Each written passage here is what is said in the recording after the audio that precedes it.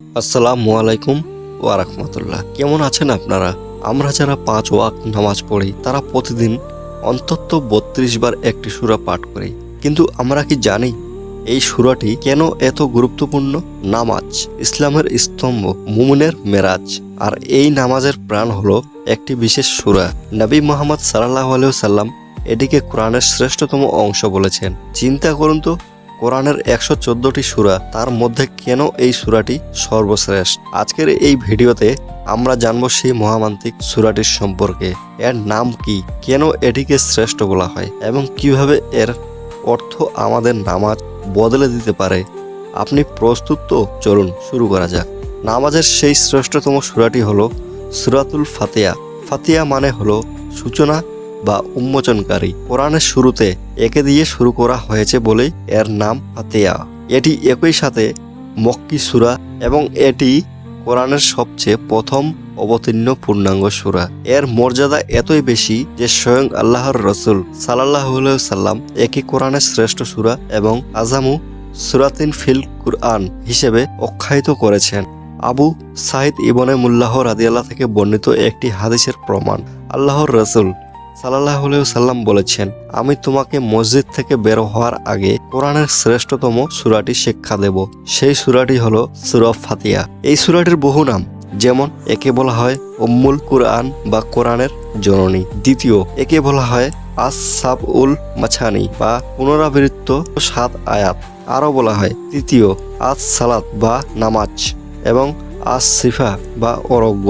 প্রতিটি নামেই এর গুরুত্ব ও অলৌকিকত্বের প্রকাশ করে। কেন এটি নামাজের শ্রেষ্ঠ সূরা? কারণ এই সূরাটি ছাড়া আপনার নামাজ হবে না। উবাদা ইবনুস সামিত রাদিয়াল্লাহু থেকে বর্ণিত একটি বিশুদ্ধ হাদিসে আছে, নবী সাল্লাল্লাহু আলাইহি সাল্লাম ইরশাদ করেছেন, যে ফাতিহাতুল কিতাব সূরা ফাতিহা পাঠ করবে না তার পরিপূর্ণ নামাজ হবে না। চিন্তা করুন, প্রতিদিনের 17 রাকাত ফরজ নামাজ, ওয়াজিব, সুন্নত ও নফল মিলিয়ে আমরা দৈনিক কতবার আল্লাহর সামনে দাঁড়াই, আর প্রতিটি রাকাতেই সেই সূরাটি পাঠ করা হয়। এটি প্রতিটি নামাজের দান করে। শুধু তাই নয়, হাদিসে এসেছে আল্লাহ তাআলা বলেছেন, নামাজ অর্থাৎ সূরাতুল ফাতিহা আমার ও আমার বান্দার মাঝে বিভক্ত। এর প্রতিটি আয়াতের জবাবে স্বয়ং আল্লাহ তাআলা সাড়া দেন এবং কথোপকথনই নামাজকে প্রাণবন্ত করে তোলেন। চলুন এবার এর অর্থ ও গভীরে প্রবেশ করি। প্রথমত, তৃতীয় আয়াতে আলহামদুলিল্লাহ আর রহমানির রাহিম মালিক ইয়াউমিদ্দিন।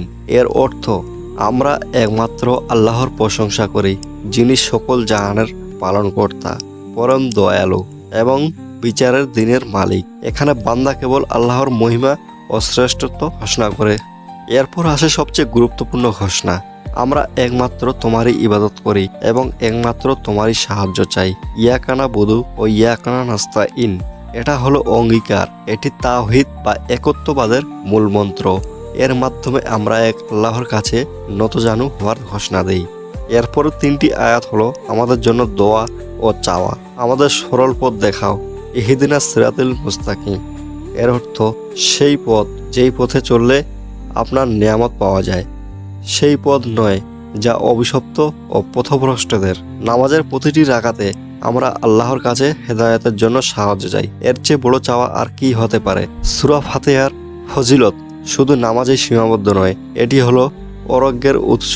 নবী সাল্লাল্লাহু আলাইহি সাল্লাম একে রুকি আহা বা ঝাড়ফুঁক হিসেবে ব্যবহার করতে বলেছেন। সহিহ হাদিসে বর্ণিত আছে, সাপে কামড়ানোর রোগীকে এই সূরা তিলাওয়াত করে ঝাড়ফুঁক করার ফলে সে সুস্থ হয়ে গিয়েছিল। এটি শুধু অত্যাধুনিক নয়, শারীরিক আরোগ্যেরও উৎস। নবী সাল্লাল্লাহু আলাইহি সাল্লামের প্রতি একবার এমন একটি নূর বা আলো নাজিল হয়েছিল যা এর আগে কোনো নবীকে দেওয়া হয়নি। এই নূর হলো সূরা ফাতিহা এবং সূরা বাকারার শেষ আয়াতগুলো। এই সূরাটি আল্লাহর পক্ষ থেকে বান্দার জন্য এক বিশেষ উপহার। তাহলে নামাজের সর্বশ্রেষ্ঠ সূরা কোনটি? নিঃসন্দেহে এটি সূরা ফাতিহা। এটি একাধারে আল্লাহর প্রশংসা, ইবাদতের অঙ্গীকার এবং সরল পথে চলার জন্য প্রার্থনা। এটি আমাদের নামাজকে অর্থবহ করে তোলে। এখন থেকে যখনই আপনি নামাজের সূরা ফাতিহা পড়বেন, তখন এর অর্থগুলো স্মরণ করবেন। অনুভব করুন যে আপনি সরাসরি আল্লাহর সাথে কথা বলছেন। এটি আপনার নামাজের শুষ্ক বা একাগ্রতা নিয়ে আসবে। কেমন লাগলো আজকের আলোচনা? কমেন্টে আপনার অনুভূতি জানান। এমন আরও গুরুত্বপূর্ণ ইসলামিক জ্ঞান পেতে আমাদের চ্যানেলটি সাবস্ক্রাইব করে পাশে থাকুন। আসসালামু আলাইকুম ওয়া রাহমাতুল্লাহ।